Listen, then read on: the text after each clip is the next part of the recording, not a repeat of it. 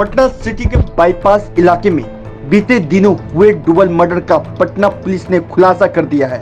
जी हां, वही पटना पुलिस ने डबल मर्डर मामले में इसमें से 3 अपराधियों को गिरफ्तार किया है। जहां पटना एसएसपी मानवजीत सिंह ढिल्लों ने बताया कि 1.5 लाख रुपए की सुपारी देकर हत्या कराई गई थी।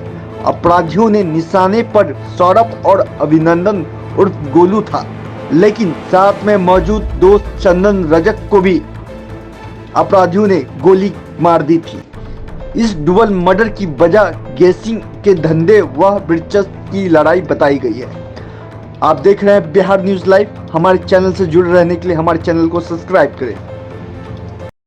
कि दिनांक 6 सितंबर को डबल मर्डर हुआ था बाईपास थाना क्षेत्र में शीतला माता रोड पर। लगभग समय 7:30 बजे 2 युवक थे, चंदन कुमार और सौरभ अभिनंदन। ये लोग जा रहे थे बाइक पर और इसी में ही दोनों को गोली मारकर उनकी हत्या कर दी गई।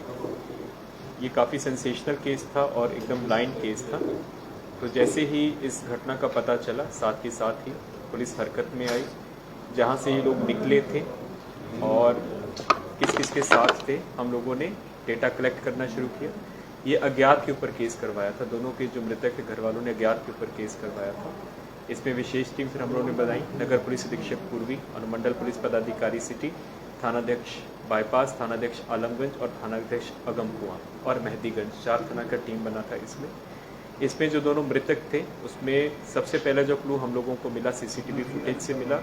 और जो मृतक अभिनंदन सौरभ था, ये खुद भी आपराधिक प्रवृत्ति का था। 30/8/22 को ही इसके ऊपर केस हुआ था, जो कि NMCH के बगल में ठेला लगाने को लेकर उसमें आपसी विवाद हुआ था। फिर जहाँ से पूछताछ किया गया और जहाँ से ये लोग निकले थे, तो मृतक के घर वालों से, दोनों मृतक के घर वालों से पूछताछ किया गया। इसी क्रम में पता चला कि जो अपराधी पकड़े गए हैं और जो दोनों मृतक हैं, ये सभी आपस में अच्छी तरह से परिचित थे। एक दूसरे के साथ ये लोग गैसिंग का अवैध धंधा भी करते थे और गांजा वगैरह का व्यापार भी करते थे। इसी क्रम में इन लोगों की अच्छी दोस्ती भी थी, लेकिन आपसी वर्चस्व को लेकर इन लोगों के बीच में विवाद होना शुरू हो गया था। उसी क्रम में सुनियोजित षड्यंत्र के तहत एक सेठी नाम का व्यक्ति है, जो कि आलमगंज थाना का रहने वाला है, कुम्रहार का रहने वाला है। ये योजना तकरीबन 8 दिन पहले बनी थी। इसको विश्वास में लेकर ये दोनों लड़कों को, चंदन को और अभिनंदन सौरभ को, उसी के घर में ही जो तीनों अपराधकर्मी पकड़े गए हैं, भर दिन उसके साथ रहे हैं, उसी के घर पे रहे, सारा दिन उसके ऊपर वॉच रखा और दारू पिए, खाना खाए और शाम को उसको विश्वास में लेते हुए इन दोनों लड़कों को बुलाया कि हम तुम लोगों को लेकर चलते हैं और पार्टी करते हैं। इसी क्रम में इन लोगों ने बीच में जो शूटर्स थे उनको रखा हुआ था और जैसे ही जो दोनों मृतक हैं बाइक पर अपने घर से निकले हैं, थोड़ी दूर बाद जाके इन्होंने शूटर्स को इशारा किया है और दोनों को वहाँ पे इनकी हत्या हो गई थी। इसमें टोटल 3 अपराधकर्मी पकड़े गए हैं। एक का नाम संजय कुमार केसरी है उर्फ चीकू, जो कि गुलजारबाग आलमगंज का रहने वाला है। गणेश कुमार, पिता का नाम राम बाबू साहनी, जो कि सादिकपुर मछुआ टोली का रहने वाला है। और मंतोष कुमार, जो मुख्य रूप से षड्यंत्र करता है और लाइनर है, पिता विश्वनाथ केवट, जो कि मछुआ टोली थाना आलमगंज का रहने वाला है। इसका जो प्रमुख षड्यंत्र करता है वो वर्तमान में फरार है और उसको छापामारी चल रही है उसको गिरफ्तारी करने के लिए।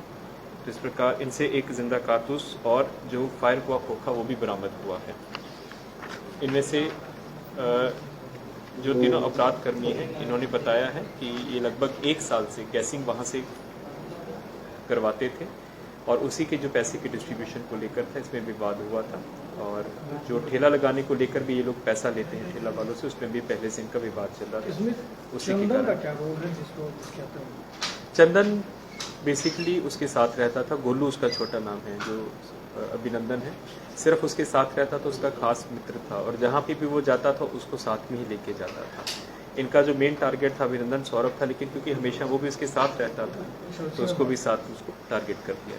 शूटर को पैसा देकर क्या खर्च? हाँ, 1.5 लाख रुपया इन लोगों को दिया गया है। 1.5 लाख रुपया गोली मारा है। जो सेठी का खास आदमी है, ये पहले भी हम लोग उसको खोज रहे हैं, गोपी ठाकुर नाम का शूटर है। एक गोपी ठाकुर है और एक रोशन नाम का शूटर है, दो शूटर्स। गोपी ठाकुर पहले भी परसा बाजार में जो ऑयल ट्रेडर से लूट हुआ था उसमें वो फिरार चल रहा है। ये इनकी गिरफ्तारी आलमगंज से ही हुई है। ये सभी लोग आलमगंज के ही रहने वाले हैं। सर, ये कहीं ना कहीं ये पूरा मामला गैसिंग से जुड़ा हुआ है। राजधानी पटना में भी कई गैसिंग के अड्डे हैं जो खुलेआम चल रहे हैं, उसको लेकर पुलिस क्या कुछ कार्रवाई? आप जान रहे हैं कि बहुत से मीडिया कर्मियों ने हम लोगों को कुछ वीडियो, आप शायद आपने भी भेजा था, हम लोगों को वीडियो भेजा था। उसमें 2 गैसिंग सेंटर्स के ऊपर कार्रवाई हुआ था जिसमें ये लोग पकड़ा भी गया था। एक उसमें केस हुआ है आपका गांधी मैदान थाना में केस हुआ और एक पीर बहौर में केस हुआ है। 2 जगह पे केस हुआ था। जहाँ जहाँ से सूचना आती है वहाँ पे हम लोग करते हैं। लेकिन इन लोगों का जो अपराध शैली है उसमें एक नई ये चीज़ थी कि अब वो पर्ची वाला गैसिंग से ज़्यादा ये लोग मोबाइल वाला जैसे हो गया है, मोबाइल के माध्यम से ऑनलाइन टाइप का गैसिंग ज़्यादा कर रहे हैं। आजकल बहुत सी ऐप्स आ गई हैं, मोबाइल IPL आ गया है, इस तरह की बहुत सी गेमिंग आ गई हैं। ये अब उसमें उसके माध्यम से लोगों को ज़्यादा जोड़ के, युवाओं को ज़्यादा जोड़ के उसमें इस प्रकार का ये कर रहे हैं। और जो पहले होता था कि ट्रेडिशनल गैसिंग अड्डों पे जाते थे, वहाँ पे पर्ची देते थे, वो धीरे धीरे कम हो गया। ऑनलाइन की तरफ ही ज़्यादा आ गए हैं और ये लोग भी वही काम कर रहे थे। सर, गुरुवार को